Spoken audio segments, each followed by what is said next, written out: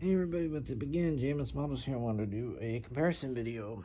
I hope this video gets a lot of likes, like my DC-1030 versus MD-11 video. This one is of the JC Gemini Wings mold 777-200ER versus the Hogan Wings 777-200ER.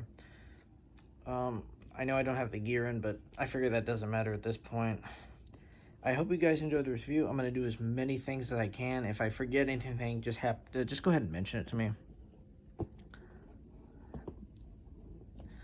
Now, we're going to go into detail first. You can tell there's a radome on the Gemini JC1, or JC Gemini. There's not on this one.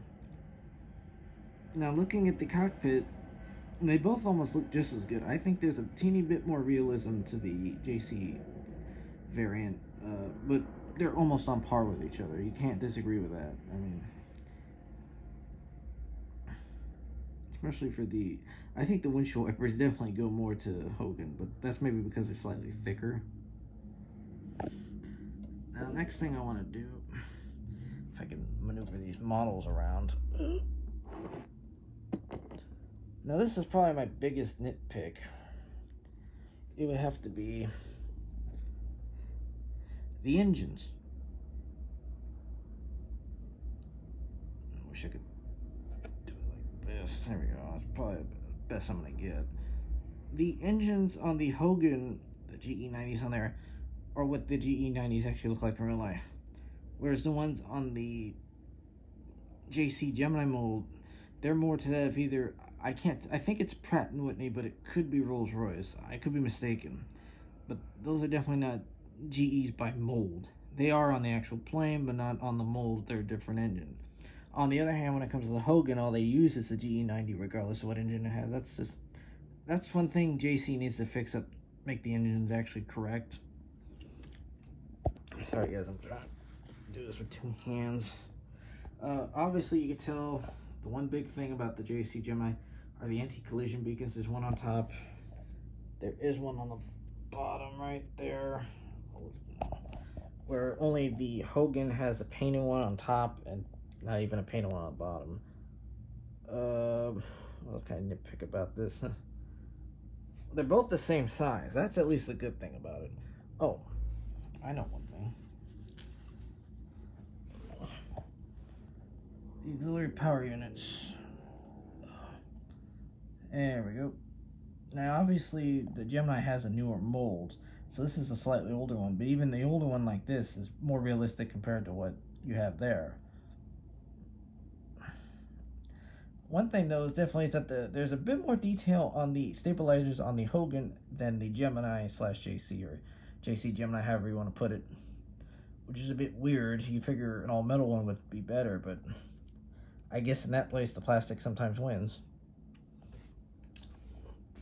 Landing gear is definitely weaker on the Hogan variant. I know it's not there, but whereas the Gemini one definitely, at least when it comes to gear, even tilts nose gear, you know, turns front, you know, side to side. Hogan one doesn't. I think it tilts, but I believe the nose gear doesn't turn at all. It's like just a single large piece. The Hogan is obviously a lot cheaper. When I bought this model, it was $106 brand new. It was the last one, so I got a good deal on it. That wasn't bad for a 777. This one were brand new. I figure I would have paid anywhere between $60 and $70 for it. I mean, that's not bad for a plane of its size. Believe me, it isn't that. It's not bad at all. It's very, very nice. I mean, both these models are great. They're both the same size, so you're not lagging. You're not missing out on the size issue. They're both the same scale, which is good.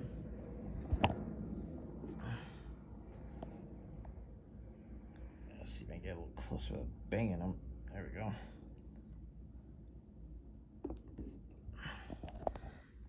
The box form is obviously huge for the JC, but for the Hogan one, since it's a snap put or snap together, it's way much smaller. That may contribute to cost. It's more of a put it yourself together. Yeah, I'm not very good at doing these model reviews when it comparisons. I figure I do this since I had two 777s, the 200 series. of two different companies. Now I know Phoenix also has them and Skymarks. I'm not a fan of Phoenix. I prefer the JC Wings mold over it. And when it comes to Skymarks versus Hogan, I'll take Hogan any day. It's definitely better. That I could say for sure. But both these models are absolutely great. You can't go wrong with either or. Or, in the best words, get both of them. That's the best way to go.